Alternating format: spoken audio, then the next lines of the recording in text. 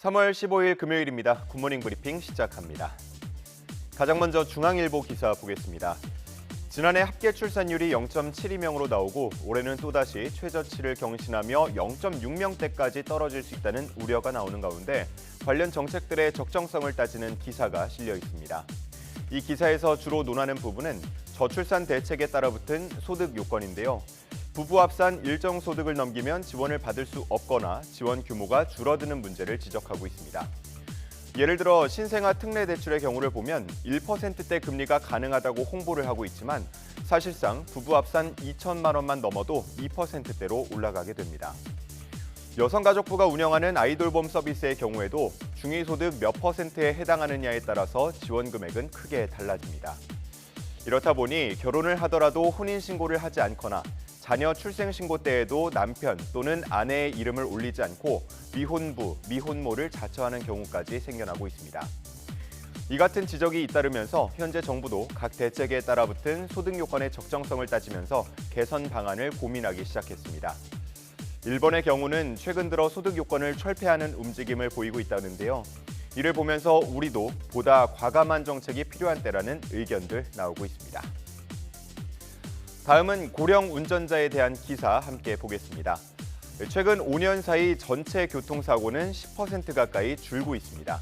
하지만 같은 기간 고령자의 사고는 30% 가까이 급증했는데요. 이 때문에 고령 운전자의 면허증 반납을 유도하는 정책들이 나오고 있지만 반납률은 아직 2%대에 그치고 있습니다. 기사에 실린 고령 운전자들의 인터뷰를 보면 대체로 그 취지에는 공감을 하지만 실효성이 부족하다고 입을 모으고 있습니다. 우선 대체로 지자체들은 면허를 반납할 때 10만 원에서 30만 원 상당의 교통카드나 상품권을 주는데 사실상 지하철은 이미 무료이고 버스나 택시는 몇 번만 타면 그 금액을 넘어서기 때문에 일회용 카드처럼 느껴진다고 말합니다. 또 생계를 위해서 매일 운전을 해야 하거나 가족이 아프거나 급한 상황이 생길 때를 대비해서 면허를 가지고 있는 게 더 낫다고 말하기도 했습니다. 이에 대해서 일시적인 보상이 아닌 고령 운전자의 생활 환경을 고려한 인센티브가 필요하다는 의견들 나오고 있습니다. 주간에만 운전을 할 수 있게 하거나 고속도로 운전을 제한하는 등 조건부 운전면허가 필요하고 75세 이상 고령 운전자의 경우 현재 면허 갱신 주기 3년을 1년으로 단축하는 것도 필요하다는 의견 함께 실려 있었습니다. 다음은 조선일보 기사 보겠습니다. 가수 김민기가 벼 대신 사람을 가꾸겠다며 배움에 바치란 뜻으로 1991년 3월 15일 설립한 소극장 학전. 꼭 설립 33주년이 되는 오늘 문을 닫게 됐습니다. 이를 앞두고 사진에서 보이는 것처럼 학전 출신을 자임하는 가수와 배우들이 어게인 콘서트를 열었고 총 20회 공연은 전석 매진. 무대에 오른 이들과 관객은 함께 눈물을 흘리면서 학전을 추억 속으로 보냈습니다. 조선일보에는 숫자로 보는 학전이라는 내용도 실려 있었는데요. 배우와 연주자, 제작진 등 학전을 거쳐간 공연자의 수가 780명에 달했다고 하고요.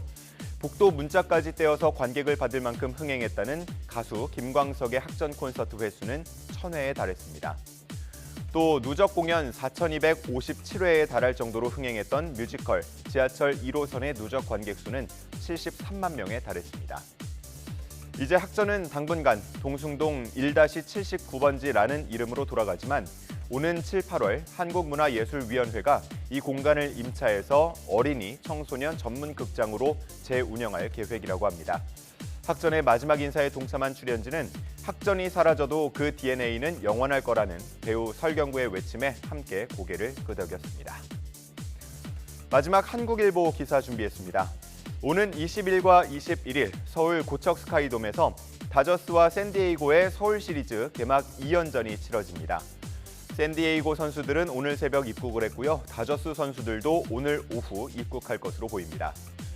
김하성, 고우석 선수를 비롯해서 오타니와 다르비슈, 마차도 등 슈퍼스타들을 보기 위해서 이미 표는 한참 전에 매진됐죠.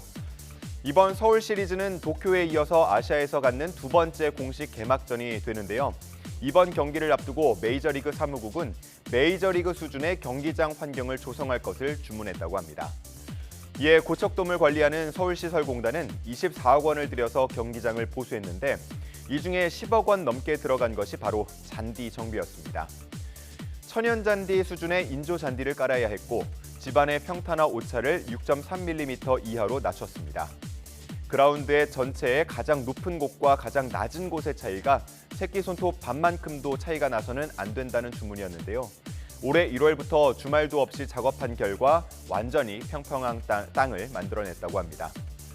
이 기사에는 2004년부터 수많은 경기장 그라운드를 관리해온 고척돔 운영처 직원의 이야기도 실려 있었는데요. 메이저리그가 얼마나 야구에 진심인지 알 수 있었다면서 이번 작업이 평생 기억에 남을 것 같다고 말했습니다. 이제 준비는 완전히 끝난 것 같습니다. 내일 있을 기자회견과 또 이어지는 팀 코리아와의 시범 경기, 그리고 펼쳐질 서울 시리즈 개막전 기대해 보도록 하겠습니다. 3월 15일 아침 신문 살펴봤습니다. 지금까지 굿모닝 브리핑이었습니다.